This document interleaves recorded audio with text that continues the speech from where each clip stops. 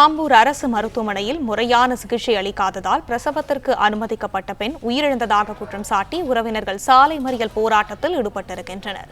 இதை பற்றின மேலும் விவரங்களை எமது செய்தியாளர் விஜயகுமார் வழங்க கேட்கலாம். விஜயகுமார், வணக்கம். இது குறித்தான விவரங்கள். வணக்கம். திருப்பத்தூர் மாவட்டம் ஆம்பூர் எல்மாங்குப்பம் பகுதியை சேர்ந்தவர் விஜய். இவரது மனைவி துர்காதேவி. இவரது மனைவிக்கு இந்த பிரசவத்திற்காக ஆம்பூர் அரசு மருத்துவமனையில் கடந்த 10ஆம் தேதி ஞாயிற்றுக்கிழமை பிரசவத்திற்காக அனுமதித்த நிலையில் அந்த ஆம்பூர் அரசு மருத்துவமனையிலேயே குழந்தை பிறந்துள்ளது. இந்நிலையில் குழந்தை பிறந்தும் அந்த கர்ப்பிணி பெண் துர்காதேவிக்கு ரத்தப்போக்கு தொடர்ந்து இருந்து வந்துள்ளது.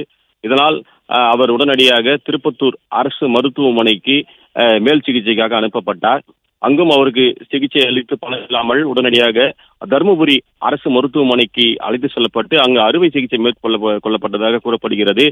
அங்கு தருமபுரியிலும் அந்த கர்ப்பிணி பெண்ணுக்கு உடல்நிலை மிகவும் மோசமானதால் அங்கிருந்து சேலம் அரசு மருத்துவமனைக்கு இடமாற்றப்பட்டுள்ளார். சேலத்தில் துர்காதேவி உயிரிழந்த நிலையில் இன்று அவரது உறவினர்கள் ஆம்பூர் அரசு மருத்துவமனையில் அந்த கர்ப்பிணிக்கு பிரசவம் பார்த்த மருத்துவர் சரியாக மருத்துவம் பார்க்கவில்லை எனவும், தொடர்ந்து பிரசவித்த அடுத்த நாட்களிலேயே அடுத்தடுத்து 4 மருத்துவமனைக்கு மாற்றப்பட்டு அலைக்கழித்ததால் தனது மனைவி உயிரிழந்ததாக விஜய் மற்றும் அவரது உறவினர்கள் குற்றம் சாட்டி ஆம்பூரிலிருந்து பேரணப்பட்டு செல்லக்கூடிய சாலையில் அமர்ந்து சாலை மறியல் போராட்டத்தில் ஈடுபட்டனர்.